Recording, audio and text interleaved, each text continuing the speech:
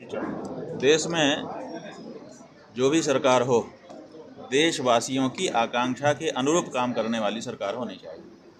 अब देश के बहुमत लोग चाहते हैं कि गौ हत्या बंद हो, लेकिन देश की सरकारें गौ हत्या नहीं बंद कर रही हैं। इसका मतलब है कि वो सरकारें देश की जनाकांक्षा की अवहेलना कर रही हैं। ऐसी सरकारें नहीं होनी चाहिए। अभी के परिप्रेक्ष्य में कौन लगता है कि बेहतर? अभी के परिप्रेक्ष्य में कोई भी गाय की रक्षा के लिए सामने नहीं आ रहा है। इसलिए ये पता चलता है कि कोई भी पार्टी जो इस समय सत्ता में है या सत्ता में आने की संभावना रखने वाली पार्टियां हैं, कोई भी पार्टी जनाकांक्षा को लेकर के नहीं चल रही है, बल्कि अपनी आकांक्षा को जनता के ऊपर थोपने के लिए वो काम कर रहे हैं। तो इसलिए असल में तो ये कोई भी जनाकांक्षा की पूर्ति के लिए खड़े नहीं है और इसीलिए जनता के आशीर्वाद के अधिकारी नहीं।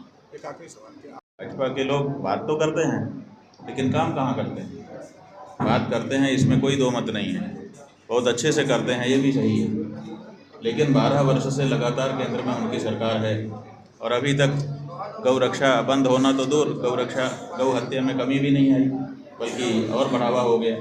तो इससे पता चलता है कि उनकी कथनी अलग है और करनी अलग है। जहानाबाद में भी एक गौशाला है जो काफ़ी दयनीय स्थिति में, इसे लेकर आप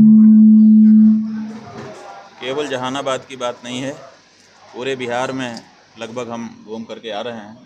सब जगह की गौशालाएं लगभग हमने देखी, सब जगह की हालत बहुत ही ख़राब है। ऐसी परिस्थिति है कि कुछ गौशालाओं में तो आप 5 मिनट भी खड़े नहीं रह सकते, ऐसी दशा हो चुकी है। तो ये सब क्यों हो रहा है? क्योंकि हमारी सरकारों ने गाय को पशु कह दिया है, जबकि हमारी परंपरा ने कभी भी गाय को पशु नहीं कहा था, उसको माता कह के संबोधित किया था। अब बच्चों को पाठ्य पुस्तकों में गाय एक पशु है ऐसा भी पढ़ाया जा रहा है।